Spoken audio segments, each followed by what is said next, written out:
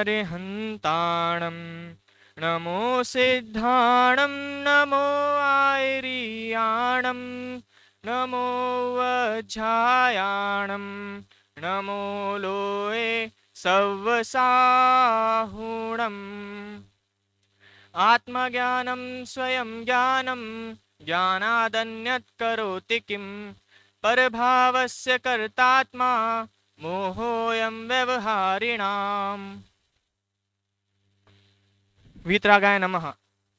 आज के प्रवचन का विषय संसार के दुख, परिभ्रमण का कारण एवं उसका निराकरण। तो सुबह से शाम तक स्मारक में हम जितनी भी गतिविधियां करते हैं, जितनी गतिविधियां होती हैं, जितने कार्यक्रम होते हैं, उनमें जो बातें हम निरंतर सुनते रहते हैं, जो बातें कि जीव संसार में दुखी है, जीव संसार में दुख भोग रहा है, जीव संसार में दुख भोग रहा है एवं विषय कषायों में आसक्त रहकर जीव संसार में परिभ्रमण कर रहा है।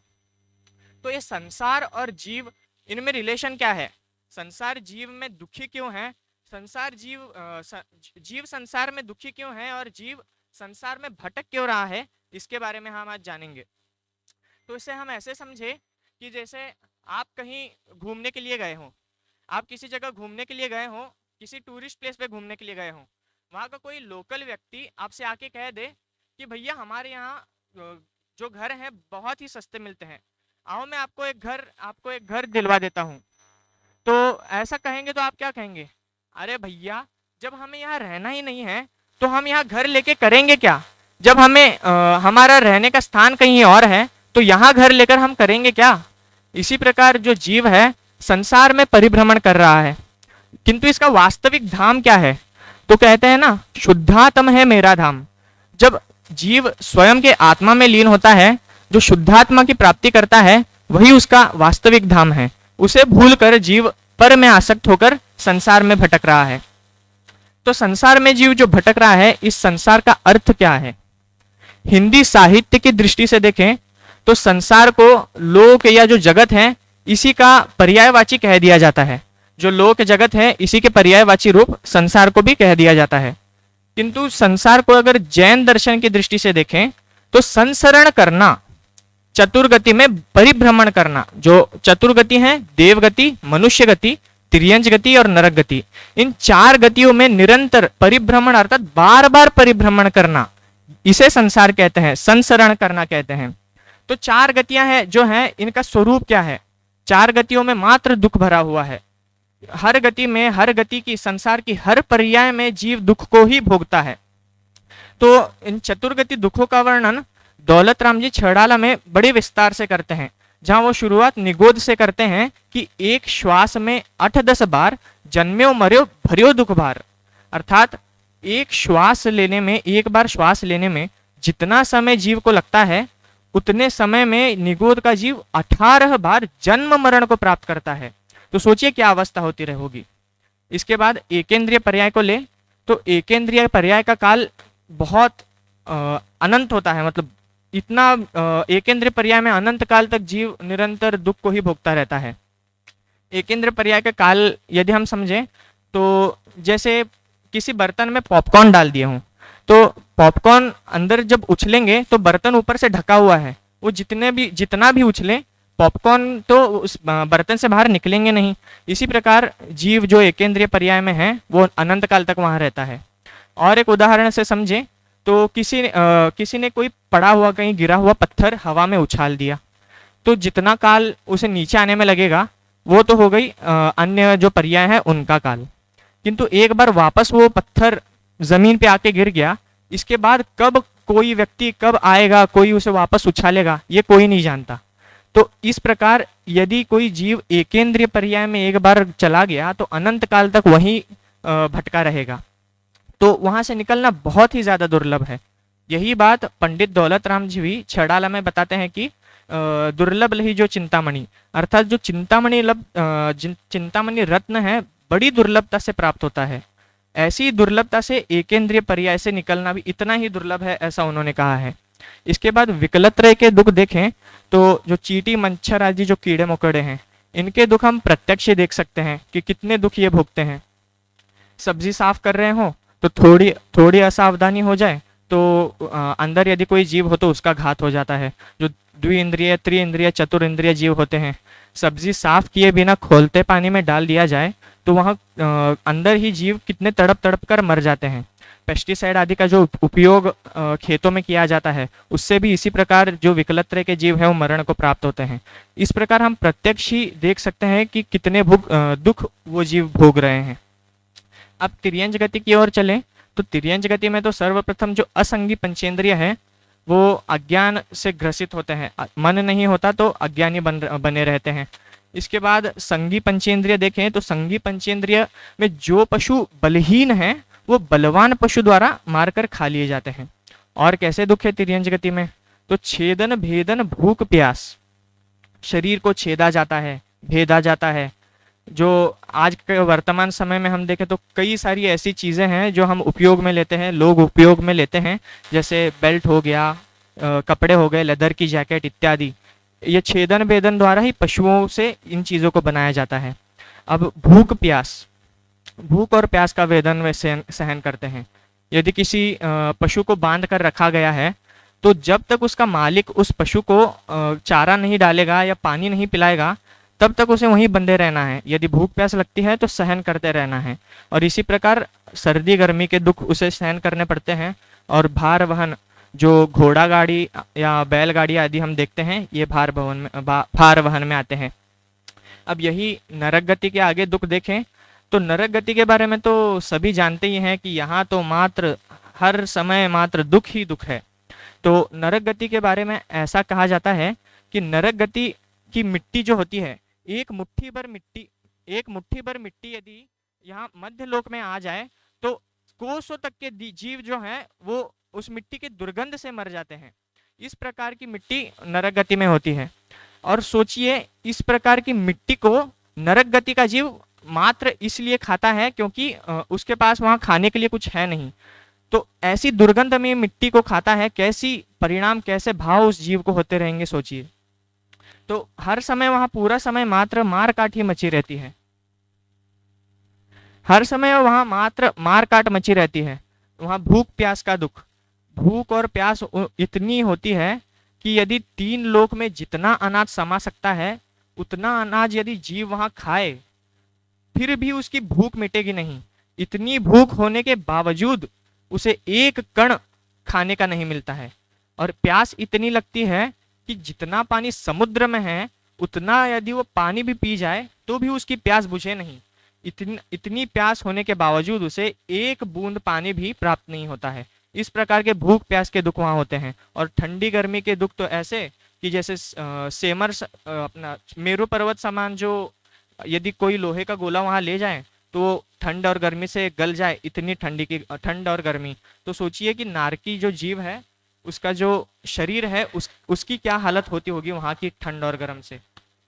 और मन की शांति के लिए यदि नारकी जीव सेमर वृक्ष के नीचे चला जाए, पेड़ के नीचे, सेमर वृक्ष के नीचे, तो उसके पत्ते इतने तीक्ष्ण होते हैं तलवार के समान कि वो नारकी जीव के शरीर को काट देते हैं। इसी प्रकार हर समय वहां मात्र दुख। नदी, वैतरणी नदी, जीव शांति के लिए गर्मी से जब पीड़ित होता है तो शांति के लिए वैतरणी नदी में जाता है।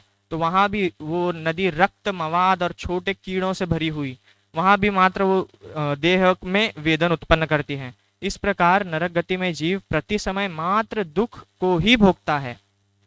अब अगला देखें मनुष्य गति। तो मनुष्य गति, जहां से मनुष्य गति का प्रारंभ है वहीं से जीव दुख को भोगना शुरू कर देता है। 9 महीने का गर्भवास। हम 1 घंटे के प्रवचन में यहाँ कितनी बार अपनी पोजीशन चेंज कर लेते हैं मात्र अपनी अनुकूलता के लिए। वहां सोचिए, जीव 9 महीने तक गर्भ में अंग को सिकुड़ कर रहता है तो उसकी क्या हालत होती होगी। यही दुख हम सभी ने 9 माह तक गर्भवास में भोगा है। अभी यह ज्ञात नहीं है किंतु बहुत वेदन वहां भी दुख सहन करता है। इसके बाद जब जीव का जन्म होता है तो बालपने में अज्ञान से ग्रसित रहता है। ज्ञान नहीं रहता, जीव बात भी नहीं कर सकता। यदि उसके पैर में चोट लगी है, पेट में दर्द हो रहा है, कहीं दर्द हो रहा है, सिर दर्द हो रहा है, तो वो किसी को अपनी वेदना स्पष्ट बता ही नहीं पाएगा। वो रोने लग जाएगा तो यही सोचा जाएगा कि उसे भूख लगी है, तो तो उसे दूध पिला दिया जाएगा।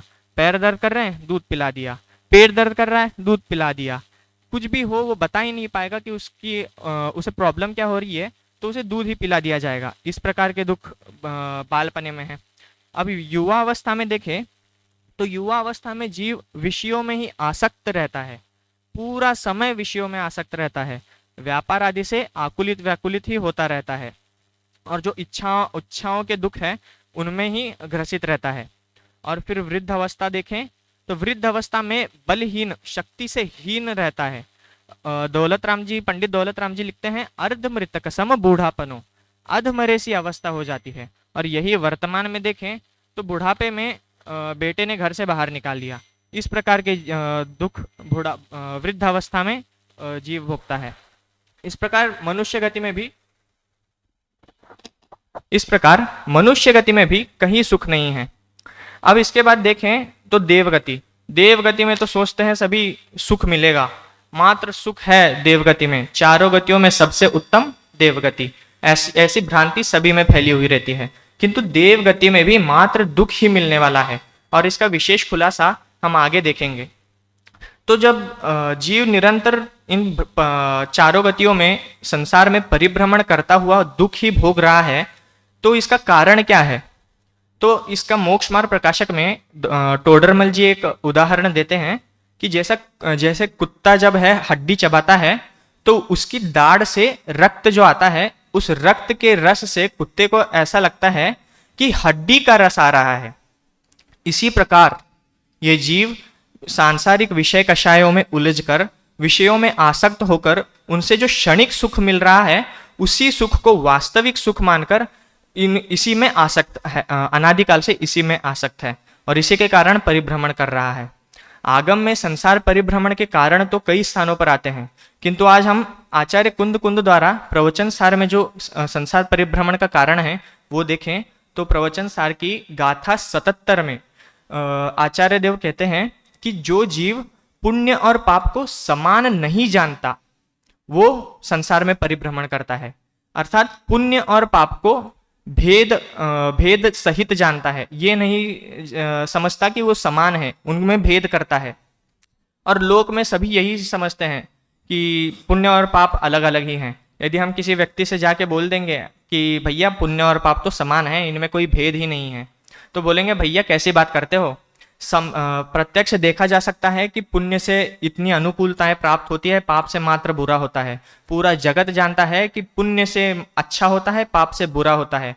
पुण्य से पैसा, मकान, यश, प्रतिष्ठा आदि प्राप्त होते हैं, और पाप से मात्र दुख की प्राप्ति होती है। यही जो विचार धारणा है ये जगत में सभी की होती है। तो लोग यश, प्रतिष्ठा आदि की प्राप्ति के लिए पुण्य करते हैं, किंतु वास्तव में जीव को क्या चाहिए? क्या यश, प्रतिष्ठा आदि से जीव सुखी हो जाएगा? तो जीव को वास्तव में क्या चाहिए, इस पर विचार करना अति आवश्यक है, इस बात को नक्की करना अति आवश्यक है। और यही पंडित दौलत राम जी छेड़ाला में लिखते हैं कि जे त्रिभुवन में जीव अनंत, सुख चाहे दुखते भयवंत, अर्थात त्रिभुवन 3 लोक, ऊर्ध्व लोक, मध्य लोक, अधोलोक, तीनों लोकों में अनंत जीव हैं और सभी दुख से डरते हैं और सुख ही चाहते हैं। हम देखें, हम सभी भी जो भी कार्य करते हैं मात्र सुख की प्राप्ति के लिए करते हैं। खाना खा रहे हैं, दौड़ रहे हैं, खेल रहे हैं, पानी पी रहे हैं, बैठ रहे हैं, कहीं खड़े हैं, हर चीज, हर कार्य मात्र सुख की प्राप्ति के लिए किया जाता है। तो ये सुख क्या है?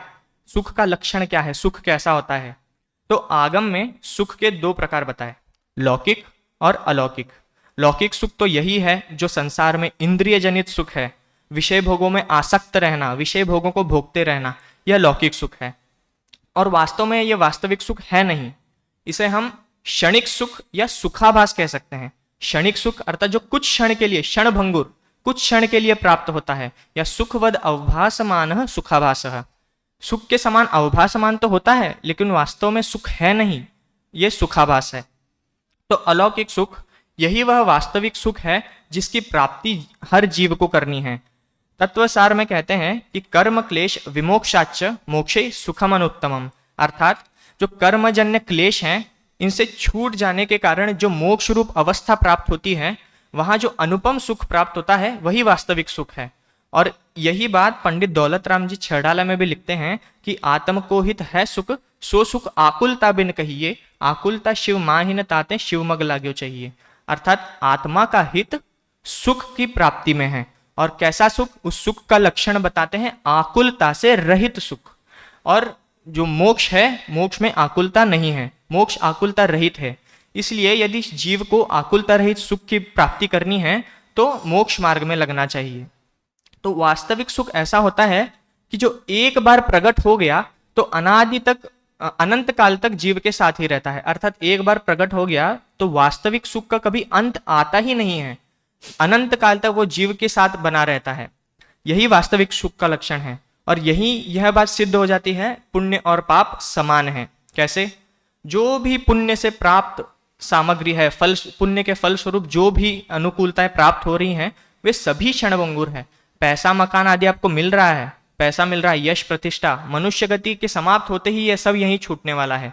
इसी प्रकार यदि स्वर्ग आदि की बात करें कि ठीक है भैया, मनुष्य गति में तो सुख, सुखाभास है, स्वर्ग में तो जीव सुख ही भोग रहा है, पूरा समय देव बना हुआ है, देव बनकर सुख भोग रहा है।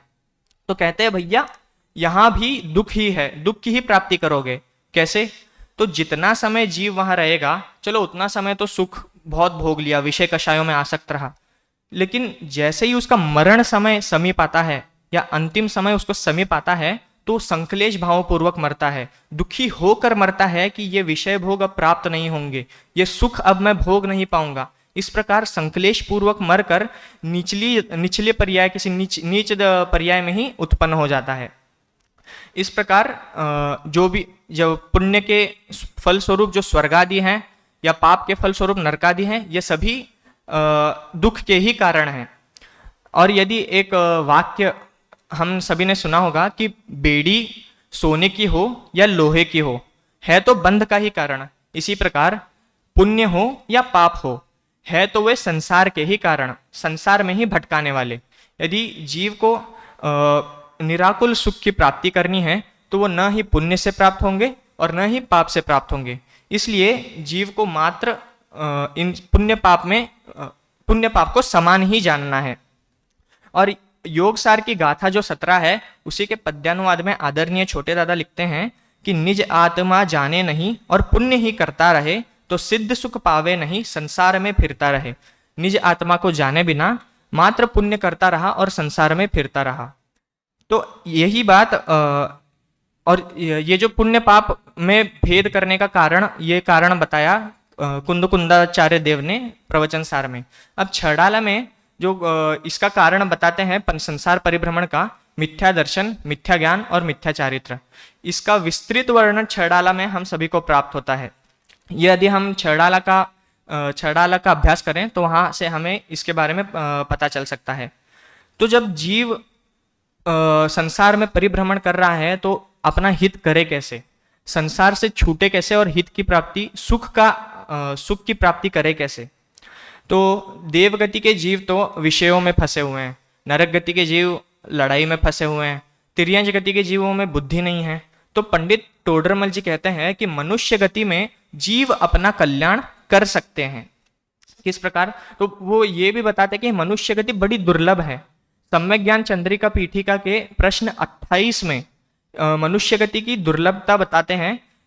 और ये भी बताते हैं कि यदि ये अति दुर्लभ मनुष्य गति मिल भी जाए तो इसके बाद उत्तम निवास, उच्च कुल, पूर्ण आयु, इंद्रियों की सामर्थ्य इत्यादि उत्तरोत्तर और भी दुर्लभ है।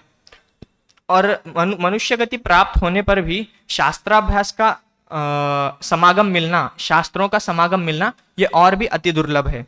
इसलिए पंडित टोडरमल जी प्रेरणा देते हैं कि आपको यह जो सौभाग्य मिला है, अवसर मिला है, इसका अपने हित के लिए इसका उपयोग करें। तो हमने यह तो जान लिया कि जीव का हित सुख में है और सुख मिलेगा मोक्ष में।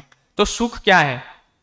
कॉमन हम ऐसे देखें, सुख क्या है, क्या जानते हैं हम सुख के बारे में? सुख कहाँ है? मोक्ष में है। तो मोक्ष क्या है? जो जब जीव मुक्त हो जाता है, संसार से मुक्त हो जाता है, अनंत चतुष्टय प्रकट हो जाते हैं जीव के, अनंत सुखी हो जाता है जीव, तो उसे मोक्ष कहते हैं, मुक्त होना। तो यह तत्वार्थ सूत्र में मोक्ष का लक्षण बताते हैं, बंध हेतु भाव निर्जराभ्याम कृत्सन कर्म विप्र मोक्षो मोक्षः, अर्थात जो बंध के हेतु हैं, ऐसे मिथ्यात्व कषाय आदि के अभाव और निर्जरा से सभी कर्मों के क्षय होने पर जो अवस्था प्राप्त होती है उसे मोक्ष कहते हैं। और समय सार की जो आत्मख्याति टीका है उसमें आत्मा और बंध के अलग अलग हो जाने को मोक्ष कहा है। तो ऐसे मोक्ष की प्राप्ति का मार्ग क्या है? तो तत्वार सूत्र के सर्वप्रथम सूत्र में ही बता दिया गया कि सम्यक दर्शन ज्ञान चारित्राणि मोक्ष मार्ग, अर्थात सम्यक दर्शन, सम्यक ज्ञान और सम्यक चारित्र, ये जो तीन रत्नत्रय हैं इनकी एकता ही मोक्ष मार्ग है। ये बात याद रखना कि इन्हें भिन्न नहीं जानना, इन्हें साथ एक रूप जानना। चारित्राणि, तीनों को साथ में लिया गया है, इनके जो एक रूप है इसे मोक्ष मार्ग कहते हैं।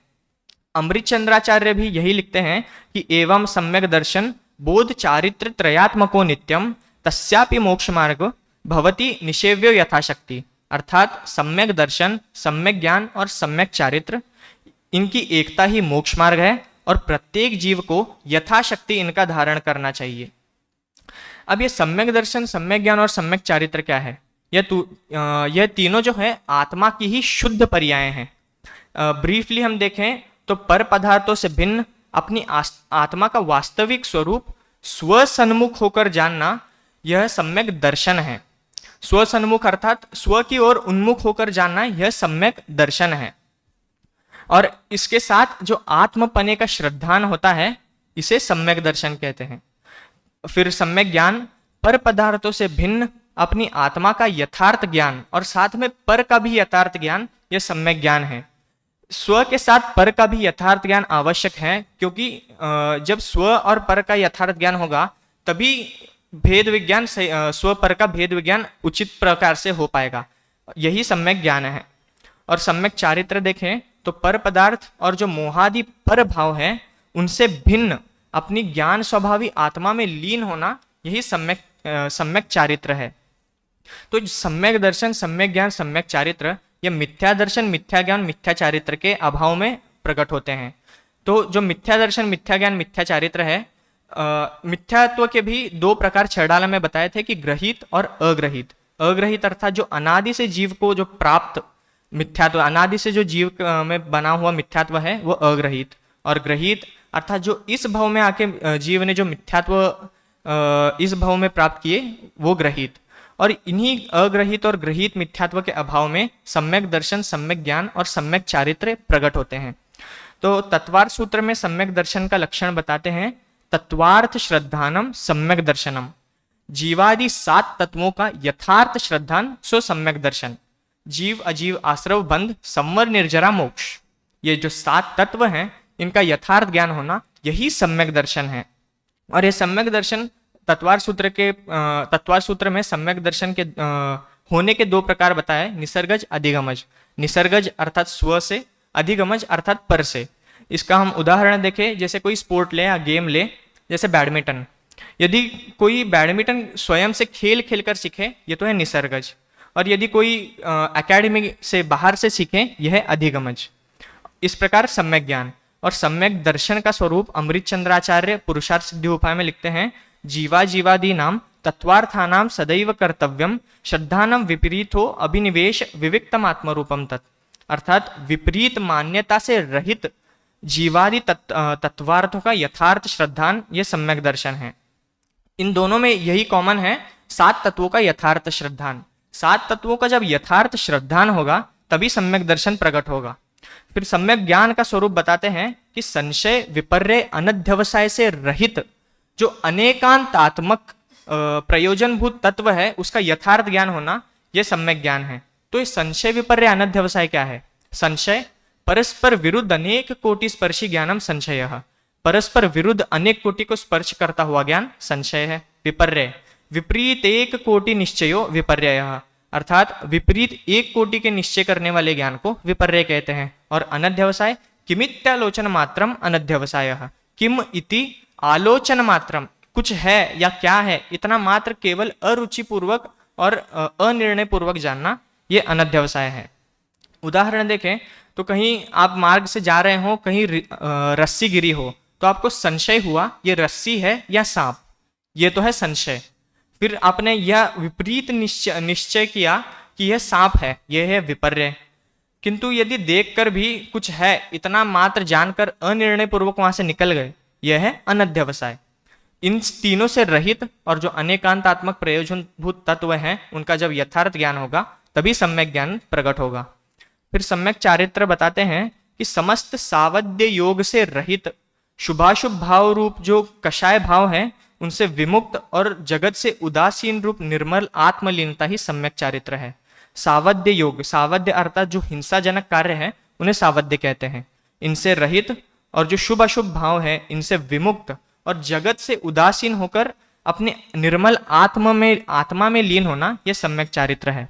और इन्हीं सम्यक दर्शन, सम्यक ज्ञान, सम्यक चारित्र पूर्वक मोक्ष मार्ग बनता है। और इसी मोक्ष मार्ग जब जीव चलता है तो मोक्ष को प्राप्त करता है और निराकुल सुख की प्राप्ति करता है। हम सभी भी इस मोक्ष मार्ग को समझे और सच्चे सुख की प्राप्ति करें, आत्मश्रद्धान करें, आत्म कल्याण करें। इसी मंगल भावना के साथ जय जिनेन्द्र।